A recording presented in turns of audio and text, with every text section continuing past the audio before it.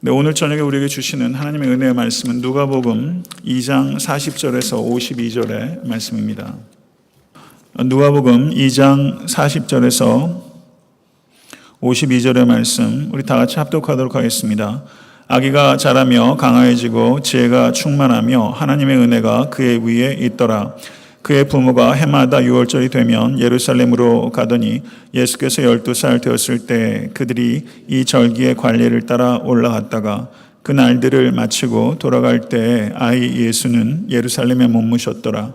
그 부모는 이를 알지 못하고 동행 중에 있는 줄로 생각하고 하룻길을 간 후 친족과 아는 자 중에서 찾되 만나지 못함에 찾으면서 예루살렘에 돌아갔더니 사흘 후에 성전에서 만난즉 그가 선생들 중에 앉으사 그들에게 듣기도 하시며 묻기도 하시니 듣는 자가 다 그 지혜와 대답을 놀랍게 여기더라. 그의 부모가 보고 놀라며 그의 어머니는 이르되 아이야 어찌하여 우리에게 이렇게 하였느냐. 보라 내 아버지와 내가 근심하여 너를 찾았노라. 예수께서 이르시되 어찌하여 나를 찾으셨나이까. 내가 내 아버지 집에 있어야 될 줄을 알지 못하셨나이까 하시니 그 부모가 그가 하신 말씀을 깨닫지 못하더라. 예수께서 함께 내려가사 나사렛에 이르러 순종하여 받드시더라. 그 어머니는 이 모든 말을 마음에 두니라. 예수는 지혜와 키가 자라가며 하나님과 사람에게 더욱 사랑스러워 가시더라. 아멘. 하나님의 말씀입니다. 누가복음 2장 40절에서 52절의 말씀은 누가복음 1장과 2장에 기록되어 있는 예수님의 그 탄생 기사와 그 유아기 기사의 제일 마지막 결론부에 해당되는 말씀입니다. 예수님의 그 유년기에 대해서는 기록되어 있는 유일한 말씀이 오늘 본문 말씀입니다. 그리고 예수님의 첫 번째 목소리, 첫 번째 육성이 기록되어 있는 말씀이기 때문에 이 본문은 매우 소중하고 중요하다고 할 수 있습니다. 오늘 본문 바로 앞에 있는 내용이 무엇이었냐면 예수께서 난지 8일 되셨을 때 할례 받으셨다는 얘기와 그리고 난지 40일 되셨을 때 성전에 올라가서 정결 예법을 하실 때입니다. 그리고 오늘 본문을 보시게 되면 예수께서 성장하셔서 나이가 12살이 됐으니까 바로 앞에 있는 사건과 오늘 본문의 사건은 12년이 지난 겁니다. 그리고 누가복음 3장에 가면 세례 요한에 대한 얘기가 나오고 예수께서 세례 요한에게 세례 받으신 이야기가 기록되어 있습니다. 그러니까 2장과 3장 사이에 몇 년의 시간이 경과합니까? 18년. 그러니까 이 이야기를 중심으로 앞으로 12년, 뒤로 18년이라는 이제 30년의 시간이 지나고 있는데 누가는 이 사건을 선택해서 여기에 기록하고 있다는 것입니다. 그러면 누가는 명백한 의도를 가지고 이 유년기의 유일한 기사를 여기 기록하고 있다고 봐야 할 것입니다. 그러므로 누가가 이 사건을 통해서 전달하고자 하는 메시지는 무엇인가? 이것이 오늘 해석의 초점이라고 할 수 있습니다. 41절을 보시면 그의 부모가 해마다 유월절이 되면 예루살렘에 가더니 라고 말하면서 새로운 사건을 도입하고 있습니다. 그런데 예루살렘 성지 순례가 그 6월절에 많은 사람들이 갑니다. 그런데 여자들은 그리고 12살 이하의 12살 미만의 아이들은 예루살렘 성지 순례를 안 가도 됐습니다. 그 의무로부터 면제받고 있었습니다. 갈릴리 나사렛 지방에서 예루살렘까지의 그 거리를 이렇게 보게 되면 당시의 도로 사정이나 교통 수단들을 염두에 둘 때 왕복 10일에서 14일, 순수 여행만 10일에서 14일 정도가 걸리는 거리입니다. 그리고 6월절에 도착해서 무교절까지 마치고 지금 돌아가시는 걸로 봤을 때 10일에서 14일이 여행 기간이고요. 예루살렘에 거주한 기간이 7일에서 8일 잡게 되면 17일에서 21일이 걸리는 그 예루살렘 6월절 성지순례 기간이라고 할 수 있습니다. 성도 여러분, 17일에서 21일을 집을 떠나서 생업을 떠나서 그리고 농경사회에서 17일에서 20일을 떠난다는 게 이게 여간 어려운 일이 아니라는 거죠. 시간적으로도 어마어마한 시간들을 들일 뿐만 아니라 20일 가까운 여행의 경비는 또 어떻게 합니까? 아마 1년 내내 모아가지고 예루살렘 성지순례를 갔을 것이다. 이렇게 짐작할 수 있죠.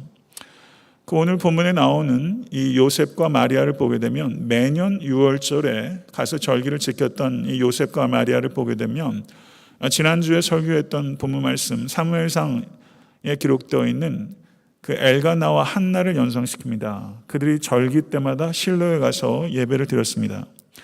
누가는 명백하게 이 엘가나와 한나와 이 요셉과 마리아를 염두에 두고 있습니다.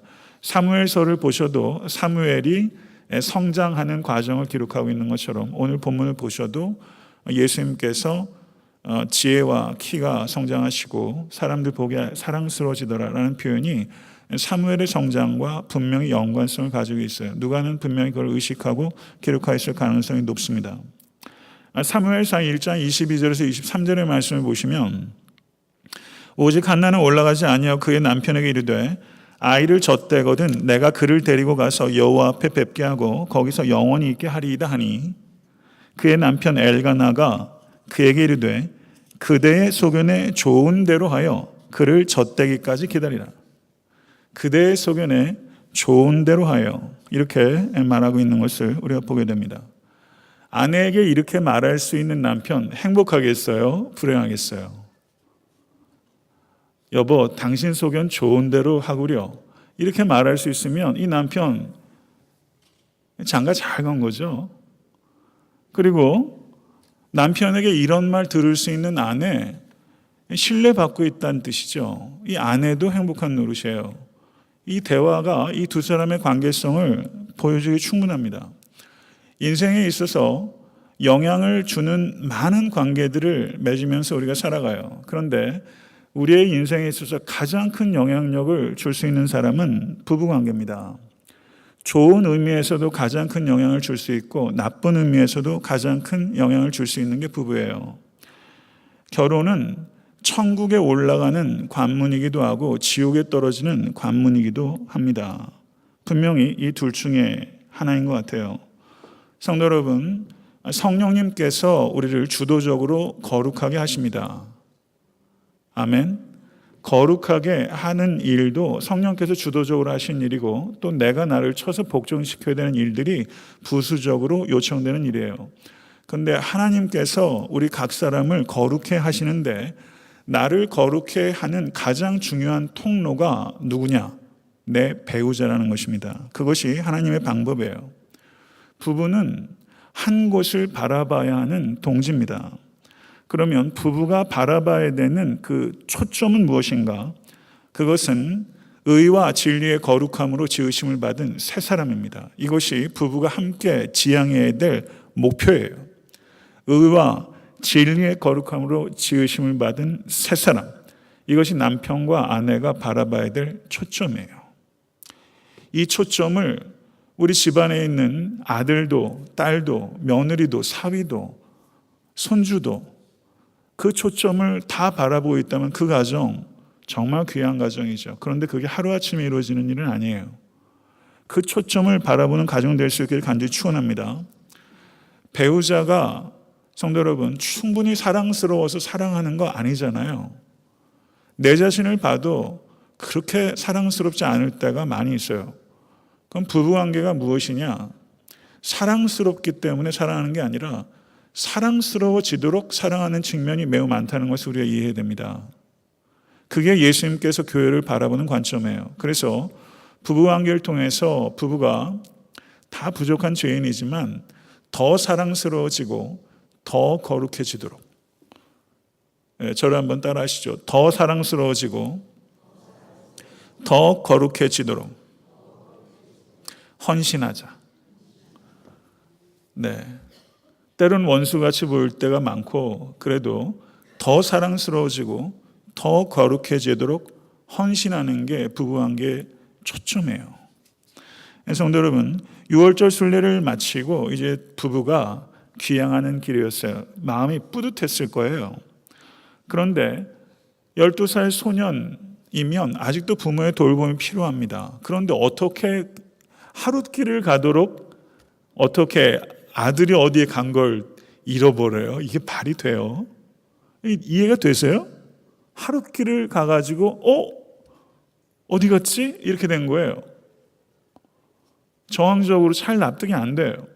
근데 그 당시에 문화적인 배경을 보면 그렇습니다. 예루살렘에 정확하게 몇 명이 살았는지는 사실상은 이 추론이죠. 2만 5천 명에서 3만 명 정도 얘기하는 사람도 있어요. 근데 순례객이 6만에서 한 10만 정도가 운집했다고 보는 학자들도 있어요. 가변적이라는 뜻입니다. 그러니까 주거 인구의 몇 배 되는 사람들이 폭주했어요. 그러니까 갈릴리에서 내려온 사람도 있고 뭐 여리고 벳세다에서 오른 사람도 있고 하면서 무리가 무리를 계속 모아오면서 그 수많은 사람들이 폭주해요. 무리를 짓는 이유는 어떤 특정 기간에 가기 때문에 무리가 될 수밖에 없었지만은 길거리에서 도둑들이 출몰합니다. 여리고가 그 도적의 굴에 여리고에서 예루살렘으로 올라가는 길에 그 동굴에 도적의 굴들이 많이 있었어요. 그래서 강도의 굴이라는 말을 예수께서 쓰신 것입니다.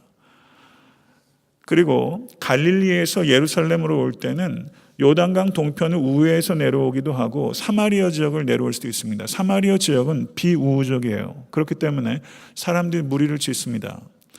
그러면 무리를 짓고 내려오게 되면 남녀가 섞여서 내려오겠습니까? 남녀가 분리돼서 내려오겠습니까? 조선시대만 해도 남녀가 섞여서 이동하는 일들은 거의 없을 거예요. 여자들이 앞서서 가고 남자들이 뒤따라 가는 것이 그 당시의 여행의 방식이었다는 것입니다. 그게 훨씬 가능성이 높아요. 그렇게 학자들이 이야기를 많이 해요. 따라잡지 못할 정도의 거리는 아니어도 여자들이 앞서가고 남자들이 뒤에서 뒤쳐져 가요. 아무래도 여자가 걸음도 늦고 하기 때문에 남자가 뒤에서 쭉 안전하게 보호하고 가는 거죠. 그러다가 어디에서 만나냐면 야영지에서 만나는 거예요. 첫 번째 이제 야영을 하는 곳에 도착했을 때 그때 가족들이 다시 리유니언 하는 거죠. 그러면 하룻길을 가서란 얘기는 첫 번째 야영지에 갔을 때 요셉이 마리아에게 그러는 거예요. 마리아, 예수는 어디 있어? 그러니까 마리아가 그러는 거죠. 아니 요셉, 당신하고 같이 있지 않았어요? 그렇게 된 거예요.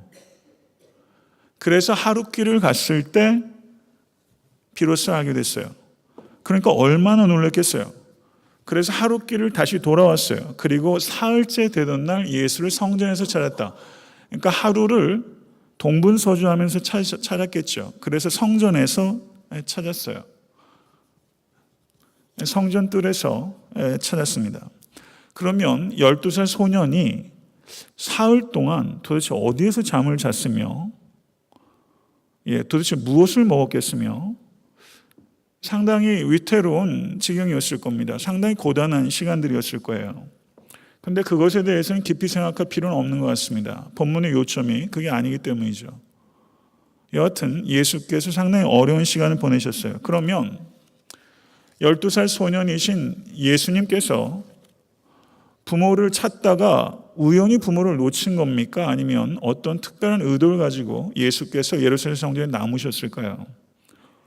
여기에는 예수님께서 의도가 있으셨다고 봐야 될 겁니다. 그러면 예수께서 부모가 갔다가 다시 다급하게 돌아오는 과정을 통해서 예수께서 부모에게 그리고 이 기록을 읽는 유년기에 기록되고 있는 예수의 유일한 육성 마태, 마가, 누가, 요한에서 예수께서 마태, 마가, 누가를 보게 되면 다 마태복음은 세례 받으실 때 첫 번째로 말씀하세요. 세례 요한에게 허락하라. 그게 첫 번째 육성이에요.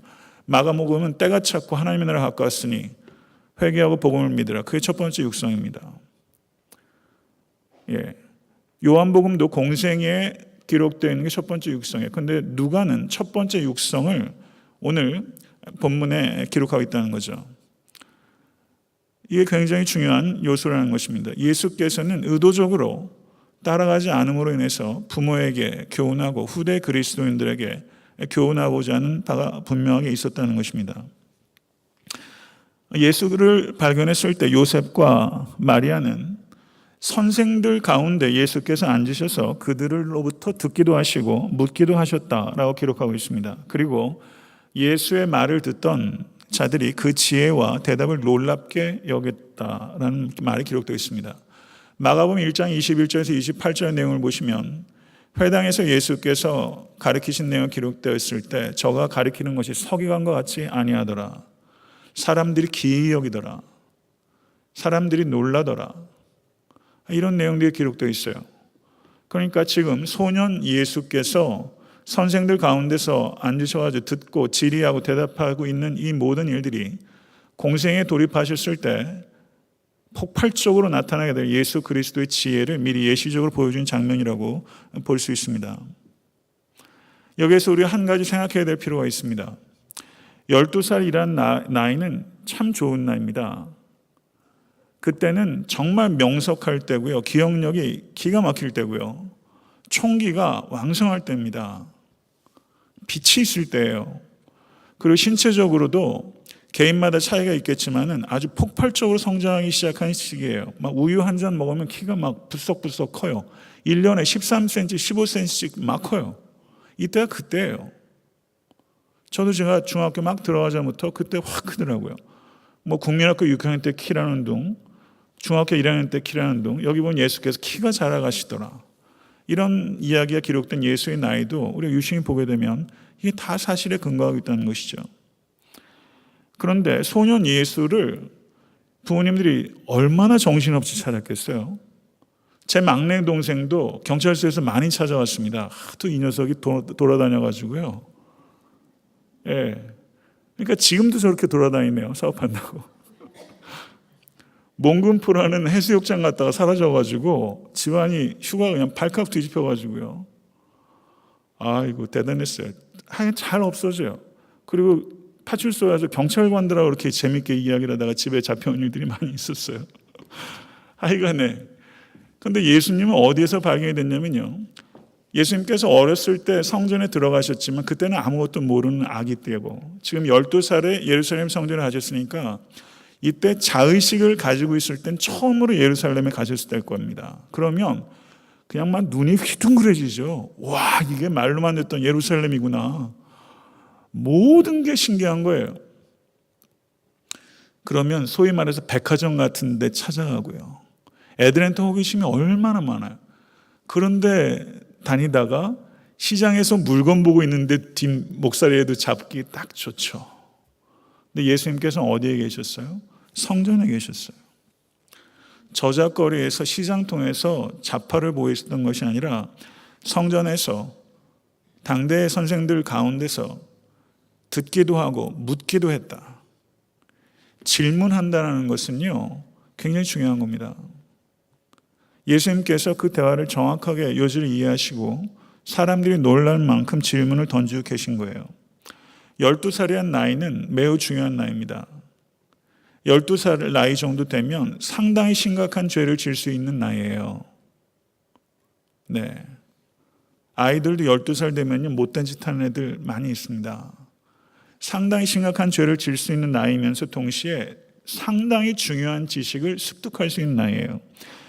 저는 우리 아이들을 양육할 때 어떻게 양육할 것인가 하는 부분에 대해서 우리가 깊이 생각해야 된다고 생각합니다. 교회에서 교육을 하면서 세상 교육이 거의 다 주입식이고 굉장히 획일적이고 기계적입니다. 지난주에도 좀 그런 고민을 제가 좀 말씀을 나눴지만 제도권 교육이 갖고 있는 문제가 분명히 있는 거거든요. 그럼 교회 교육을 생각할 때 지금 그런 걸 얘기하기엔 너무 미흡한 면이 있지만 아이들에게 매우 진지한 대화를 할 수 있도록 해야 된 나이가 12살일 수 있다는 얘기예요. 성경 말씀을 매우 진지하게 토론할 수 있는 나이가 12살이 가능하다는 거예요. 저는 이걸 우리가 봐야 된다고 생각해요. 아이들에게 지적 자극을 주고 아이들이 독서를 통해서 스스로 생각하는 힘을 기르고 그리고 매섭게 질문하고 그리고 스스로 대답을 찾아보고 하는 나이가 12살이면 가능하다는 겁니다. 미국의 한 대학교 커리큘럼을 보니까 4년 내내 독서만 하더라고요. 그리고 그걸 디스커션하는 학교가 캘리포니아 쪽에 있더라고요. 그래서 상당히 제가 인상 깊었어요. 저는 우리 자녀들을 그래서 제가 교육부서에게 그 매달 읽을 책 목록도 좀 만들어가지고 뭐 중학교 1학년 뭐 가능하다면 유년부부터 대학교 들어갈 때까지 매년 10권씩만 읽어도요. 그거 12년, 10년 읽으면 100권이 읽잖아요. 모르겠습니다. 제가 욕심인지 제가 구닥다리라서 그런지 좀 애들을 안 읽는 거는 할 수 없더라도 애들에게 이달의 책 해서 신앙서적뿐만 아니라 자연과학 서적, 인문학 서적, 문학, 예술에 대한 서적 이런 서적들을 좀 공개를 좀 쐬고 그런 대화도 좀 나누고, 그래서 아이들이 세계관을 가지고 질의하고 대답하고 하는 과정을 통해서 그리스도를 깊이 만나야지 신앙생활이 그냥 금지규정처럼 돼버려가지고 말이죠. 엄마 품만 떠나고 교회 품만 떠나면 그냥 신앙을 잃어버린 일들이 지금 너무 많아서요. 그래서 저는 이 부분을 제가 좀 깊이 생각해 보게 됩니다.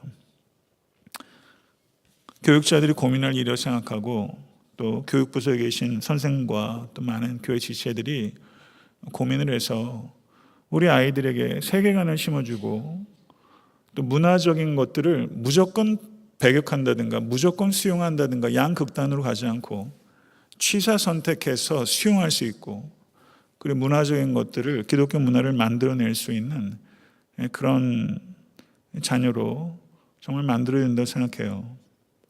여기 보시면 48절 보세요. 그의 부모가 놀라며 라고 말하는데 에크플레소마이라는 단어인데요, 누가복음과 사도행전에만 등장하는 단어입니다. 어느 정도냐면 놀라서 정신을 잃을 정도, 그런 표현이에요. 굉장히 드문 표현인데 여기에 딱 이 표현이 있어요. 놀라서 정신을 잃을 정도. 왜 안 그렇겠어요? 그랬더니 성경을 보니까 묘하게 요셉의 육성은 안 들려요. 마리아의 음성만 들려요. 그걸 의식하셨습니까? 마리아가 얘기를 해요. 아이야, 어찌하여 우리에게 이렇게 하였느냐? 보라, 너의 아버지와 내가 근심하여 너를 찾았노라. 거기에 요셉이 있었던 거죠. 어찌하여 우리에게 이렇게 하였느냐? 근심하여로 번역되고 있는 이 단어는 정신적인 트라우마를 표현하는 매우 강한 표현이에요. 정신적인 트라우마가 생기죠. 아이를 잃어버리면요. 그런데 누가복음 2장 35절을 보시면 시므온이 뭐라고 예언을 했냐면, 또 칼이 내 마음을 찌를 듯하니리. 시므온이, 저기에서 내 마음은 마리아의 마음이죠. 마리아의 마음이 언제 칼로 찔립니까? 예수 그리스도의 십자가 위에서. 그런데 최초로 찔린 게 언제예요? 오늘 본문이에요. 근심했다. 트라우마를 마리아가 겪었잖아요. 최초로 칼이 찔린 거예요. 그러다 결정적으로 십자가에서 칼에 찔린 거죠. 이 말이 여기에서부터 성취되기 시작합니다. 마리아의 말은, 이 월딩을 보게 되면 예수께서 잘못했다는 전제를 깔고 얘기하는 거예요. 마리아는 아이야 어찌하여, 전제를 깔고 얘기하는 거예요. 일종의 컴플레인, 불만, 그리고 질책의 표현입니다. 이에 대해서 예수께서 그 질문을 다시 되질문하세요. 어찌하여 나를 찾으셨나이까? 예수 그리스도의 첫 번째 육성이 질문이에요. 어찌하여 나를 찾으셨나이까? 두 번째는 내가 내 아버지 집에 있어야 될 줄 알지 못하셨나이까? 두 개의 질문을 예수께서 던지고 계세요. 질문이 중요합니다. 질문만 벌써 학생이 던지는 거 보면 어느 정도 파악하고 있는지 알 수 있어요. 예수의 이 두 개의 질문은 매우 중요한 질문이에요. 마리아가 뭐라고 말했어요? 너의 아버지와 내가 근심하여 너를 찾았노라. 요셉과 내가 근심하여 너를 찾았노라. 내가 내 아버지 집에 있어야 될 줄을 알지 못하셨나이까? 마리아는 예수의 아버지를 누구라고 말하고 있어요? 요셉. 그러나 예수께서는 내 아버지는 누구라고 말하고 있어요? 하나님이라고 말하고 있는 거예요. 지금 예수께서 마리아의 질문을 받아서 살짝 바꾸고 있어요. 교정하고 있어요. 마리아가 질책한 것에 대해서 예수 그리스도께서도 부드럽게 교정하고 있어요. 마리아와 요셉 모두에게 교훈하고 있어요. 알지 못하셨나이까? 이것은 2인칭 복수입니다. 그러니까 마리아와 요셉에게 동시에 묻고 있는 거예요. 그럼 예수께서 이 질문을 통해서 교훈을 하시는데 무엇을 교훈하시는가? 성도 여러분, 마리아와 요셉은 이 예수가 어디에서부터 왔는지를 알아요. 부부관계를 통해서 얻은 자식이 아니지 않습니까? 천사가 계시했어요. 천사가 계시했을 뿐만 아니라 2장에 또 누가 계시합니까? 선지자 두 사람이 계시래요. 시므온과 안나가 계시해요. 그렇죠? 천사들도 계시했고 시므온과 안나도 계시했어요. 그런데 이 두 사람이 그럼에도 불구하고 예수 그리스도의 진정한 아이덴티티와 예수 그리스도의 미션에 대해서 온전히 깨닫지는 못하더라. 2장 50절의 내용이 그걸 얘기하는 거예요. 2장 50절 다시 한번 보세요. 그 부모가 그가 하신 말씀을 깨닫지 못하더라. 이렇게 얘기하고 있는 겁니다. 성도 여러분, 마리아와 요셉조차 예수 그리스도의 진정한 정체성과 예수 그리스도의 진정한 소명에 대해서 온전히 깨닫지 못하고 점진적으로 알아가고 있는 단계라는 거예요. 그러면 이 요셉과 마리아의 이 ignorance, 이 무지, misunderstanding, 오해, 이거는 뭐를 미리 보여주는 거예요? 유대인들이 예수 그리스도의 정체성과 소명에 대해서 이해하기가 어려울 것이다. 심지어 예수 그리스도의 제자조차 예수께서 뭐라고 말씀하십니까? 눈이 있어도 보지 못하며 귀가 있어도 듣지 못하는도다. 너희가 어찌하여 깨닫지 못하느냐. 예수께서 이렇게 말씀하시잖아요. 그러니까 이 마리아와 요셉의 이 무지와 오해는 유대인들, 대적자들은 말할 것도 없고 예수 그리스도의 제자들의 무지와 오해, 그리고 바리새인들의 모독, 바알셉을 짚혀서 귀신을 쫓는다 하는 오해와 모독을 예상케 하는 것이라는 것이죠.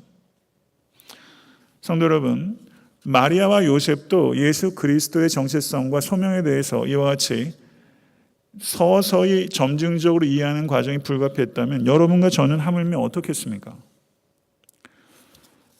우리가 예수 그리스도를 점진적으로 인격적으로 알아가는 과정이 신앙생활이에요. 그게 성경 말씀을 통해서 그리고 개인적인 경험을 통해서 특별히 고난을 통해서 우리가 예수 그리스도를 알아가요. 성경을 통해서 머리로 알고 했던 것들이 가슴으로 내려오고 전인적으로 예수 그리스도를 알아가요. 그 깊이와 높이와 부피와 길이를 알아가게 되는 거예요. 성도 여러분, 모쪼록 예수님을 영원토록 알아가시는 여러분과 제가 될 수 있게 간절히 축원합니다. 오늘 설교의 제목이 예수님의 자기 이해입니다. 그럼 예수님께서는 도대체 언제 자기가 하나님의 아들이라는 것을 아셨을까요? 누가복음 2장을 주의 깊게 살피게 되면 누가가 예수님을 여러 가지 단어로 표현합니다. 2장 16절을 보면 성경 번역으로는 아기라고 번역했는데 실제 성경 원어는 브레포스라는 단어예요. 이 단어가 베이비라고 번역되고 있습니다. 40절을 보셔도 아기 똑같이 번역하고 있는데 실제 성경 원어는 달라요. 파이디온이라는 단어예요. 이 단어를 영어 번역에선 child라고 거의 대부분 번역하고 있어요. 그런데 이 child는 조금 미비합니다. little child 혹은 infant라고 번역하는 게 맞아요. 43절에는 43절 보세요. 아이 예수, 아기가 아니라 아이 예수라고 하고 있는 게 보입니까? 아이 예수. 그러니까 성경 원어도 바뀌겠죠. 여긴 파이스라는 단어가 사용되고 있고 영어 번역은 보이로 바뀌고 있어요. 이렇게 똑같은 장에서 예수께서 베이비, 브레포스였고 그 다음에 파이디온, 인펀트였고 파이스, 차일드였고 그리고 보이로 성장하고 그 다음에 52절을 보세요. 52절을 보시게 되면 예수는 지혜와 키가 자라가며 하나님과 사람에게 더욱 사랑스러워 가시더라. 여기에는 베이비란 말도 인펀트란 말도 그리고 차일드란 말도 보이란 말도 없어요. 이젠 당당하게 이름으로 소개가 되고 있어요. 그러니까 2장 전체가 예수 그리스도의 이 빠른 성장의 단계를 지금 누가가 매우 정교하게 표현을 달리해가면서 그 단어를 통해서 예수 그리스도 성장을 지금 구별해서 보이고 있다는 것이죠. 그럼 다시 질문을 해보겠습니다. 예수께서 베이비였을 때, 인펀트였을 때, 차일드였을 때, 보이였을 때 언제 자기에 대해서 정확한 자기 이해를 가졌을까요? 응애하고 태어나자마자 속으로는 겉은 애기인데 나는 하나님의 아들이야. 이걸 다 알고 계셨을까요? 모르죠. 이건 저희는 모르지만 어쨌든 예수께서 정확한 자기 이해를 가지셨던 것이 성경으로 볼 땐 12살 때는 분명히 알고 계셨죠. 언제 그 정체성과 소명을 정확하게 이해하시는지는 모르지만 그것에 대해서 질문을 던지는 게 무의미하다고 생각하지는 않습니다. 그러면 예수의 이 첫 번째 육성, 이 소중한 기록이 우리에게 가져다 주는 내용은 뭐냐? 예수께서 가르치시는 내용은 뭐냐면 예수님과 하나님과의 관계를 얘기하고 있어요. 하나님이 내 아버지다. 내 아버지다. 이렇게 말해요. 성도 여러분, 이스라엘 백성들은 이스라엘 민족과 하나님과 아버지와 자녀다. 이런 개념은 있었어요. 그런데 한 개인이 하나님의 아들이다, 자녀다. 이런 개념은 존재하지 않았어요. 그런 친밀감은 이스라엘의 개념에 없었어요. 근데 예수께서 그렇게 말씀하시기 시작하시는 거예요. 내가 진실로 진실로 너에게 이르노니 아들이 아버지께서 하시는 일을 보지 않고는 아무것도 스스로 할 수 없나니 아버지께서 행하시는 그것을 아들도 그와 같이 행하시느니라. 요한복음 5장 19절. 요한복음 8장 29절은 나를 보내신 이가 나와 함께 하시도다. 내가 항상 그가 기뻐하신 일을 행함으로 나를 혼자 두지 아니하셨도다.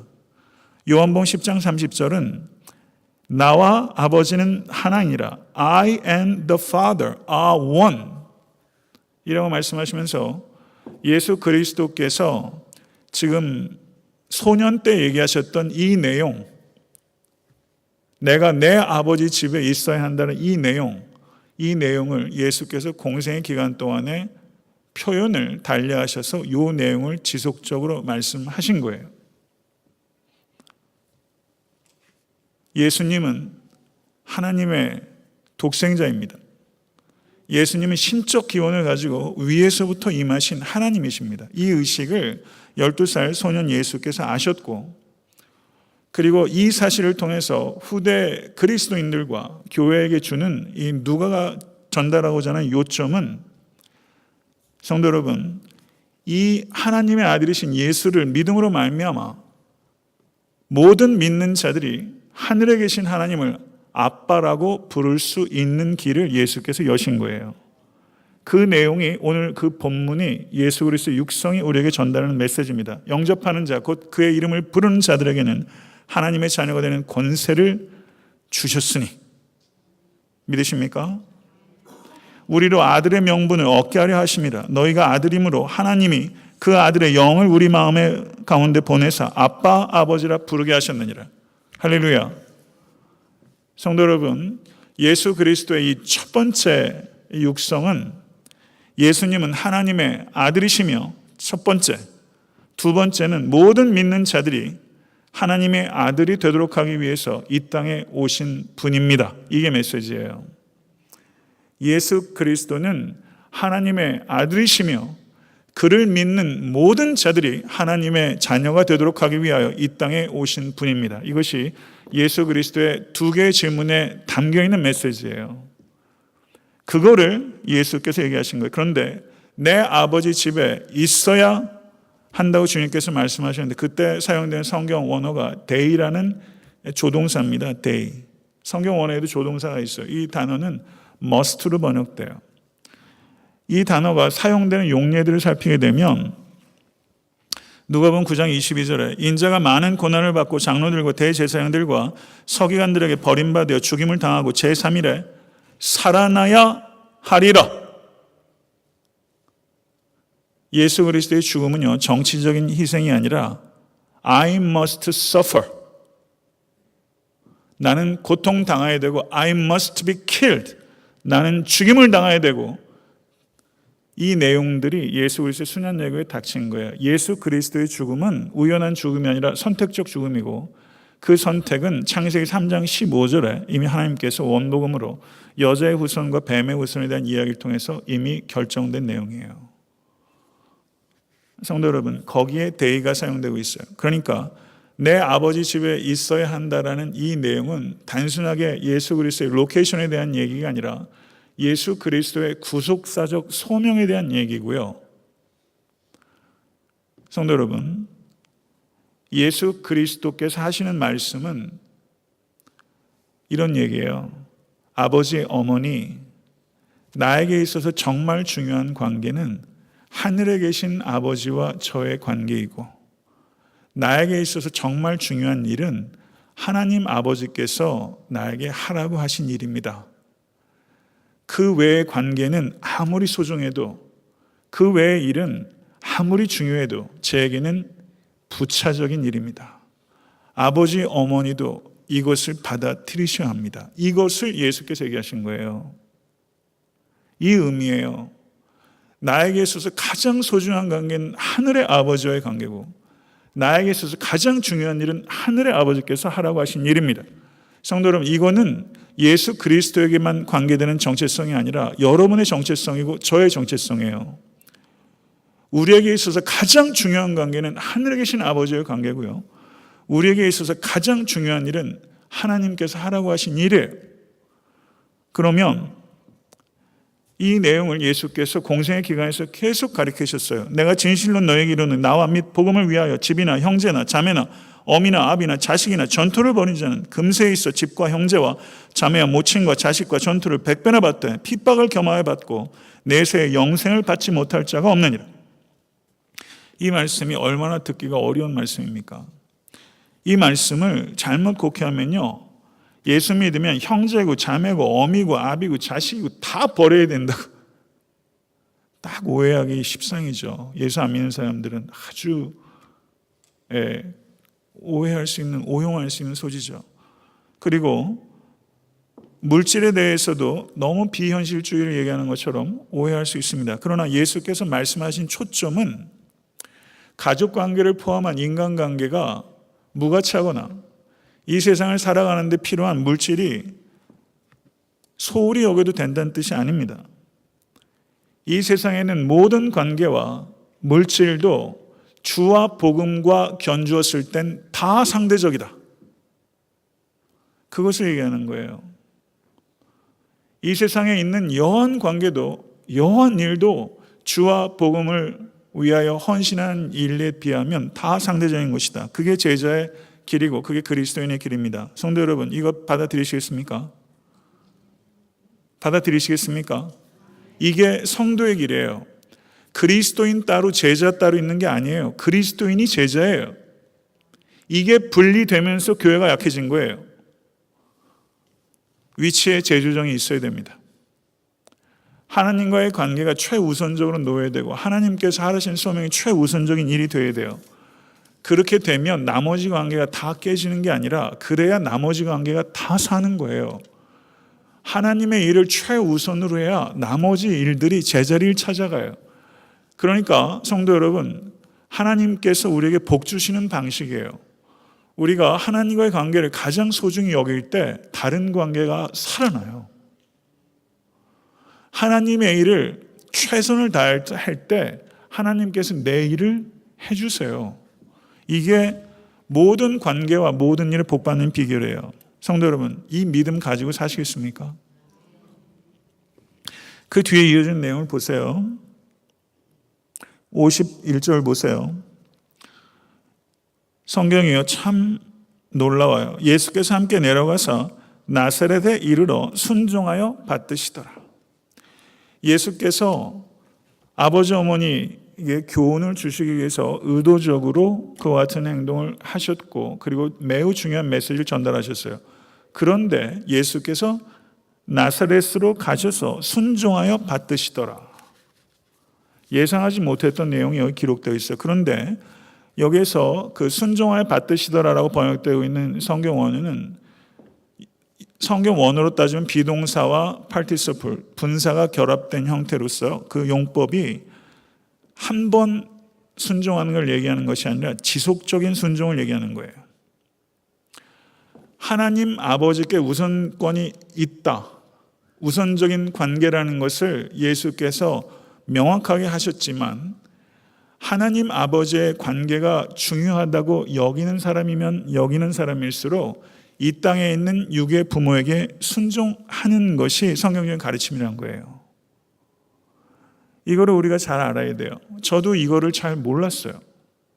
제가 성경을 연구하면서 깨닫게 되는 부분이에요. 에베소서에서도 그걸 얘기하는 거고요. 성도 여러분, 십계명에서도 내 부모를 공경하라는 이 말씀이 하나님과 관계와 인간과의 관계 중간에 딱 껴 있어요. 부모를 공경하는 것이 십계명에서도 그렇고 예수님의 말씀에서도 그렇고 하나님을 공경하는 한 표현 수단으로 부모에게 공경하는 것이다. 이게 성경의 가르침이에요. 이건 인륜, 천륜 따지는 것보다 훨씬 깊은 거예요. 부모에게 공경하는 것이 하나님께서 어떻게 받아들이시냐면 나에게 순종하는 것의 일환으로 받아들이겠다. 이게 하나님의 뜻입니다. 우리가 부모에게 효도해야 되는 이유는 삼강오륜 때문에 효도하는 게 아니라 자연법이기 때문에 효도하는 게 아니라 분명히 자연법이기 때문에 그렇게 된다고 사도 바울도 말씀하시지만 그것보다 더 중요한 원리는 하나님께 순종하는 것이 되기 때문이고 부모에게 불효하면 안 되는 이유는 불효의 일차적인 대상이 부모가 아니라 하나님께 불효하는 것이기 때문이다. 이게 성경의 가르침이에요. 이거를 얘기하셔야 돼요. 세상에서 믿지 않는 사람이 기독교에는 제사도 안 지내고 영 조상성일 줄 모른다고 그렇게 얘기를 한다고요. 제가 말씀드린 이 초점을 얘기를 하세요. 이렇게 얘기하는 철학이 어디 있으며 이렇게 얘기하는 종교가 어디 있습니까? 말씀을 맺겠습니다. 예수 그리스도께서 성육신하신 것은 하나의 상징입니다. 역사적 상징이에요. 다른 말로 하면 이미지예요. 메시지가 이미지를 통해서 표현이 되면 이 이미지로 인해서 메시지가 강력해집니다. 근데 이미지는 메시지를 통해서 분명해져요. 그래서 메시지와 이미지는 같이 가야 돼요. 이미지를 통해서 메시지가 강력해지고 이미지는 메시지를 통해서 분명해져요. 그럼 예수 그리스도의 탄생이라는 이 성육신이라는 이 이미지가 메시지를 통해서 설명이 되어 있는데 그 메시지가 누굴 통해서 오느냐? 천사들을 통해서 왔고 시므온과 안나를 통해서 왔고 그 다음에 마지막으로 예수 그리스도 자신을 통해서 온 것입니다. 이게 누가복음 1장과 2장의 내용이에요. 그런데 어떻습니까? 그 부모는 깨닫지 못하더라. 그런데 또 반전이 있어요. 51절 보세요. 제일 뒤에 그 어머니는 이 모든 말을 마음에 두니라. 여기에 희망이 있잖아요. 이 표현이 어디에 또 나오냐면 누가복음 2장 19절에 목자의 말을 들었을 때 누가복음 2장 19절 보세요. 마리아는 이 모든 말을 마음에 새기어 생각하니라. 똑같은 표현이에요. 마음에 새기어 그 말을 생각하고 마음에 두는 거예요. 결론을 내리겠습니다. 예수 그리스도에 대한 이해가 마리아도 불완전했어요. 마리아가 구세주가 아니라 마리아도 구세주를 필요로 하는 죄인이에요. 천사의 계시를 통해 자기가 낳았음에도 불구하고 예수 그리스도의 정체성과 사역에 대해서 다 깨닫지 못했어요. 그러나 그 말씀을 마음에 두고서 지속적으로 예수 그리스도에 대한 이해가 마리아도 깊어져 가요. 요한복음 2장을 보셔도 가나의 혼인잔치에서 마리아가 예수 그리스도의 교훈을 통해서 성장하는 내용이 보이지 않습니까? 마가복음에서도 마리아와 친속들이 예수를 미쳤다여 잡으러 온 내용이 기록되어 있고 요한복음 7장에서도 예수의 형제들의 모리애가 기록되어 있어요. 그러다 결정적으로 예수 그리스도의 십자가 사건과 부활과 오순절 성령 사건 통해서 그때 마리아가 그 자리에 다 있습니다.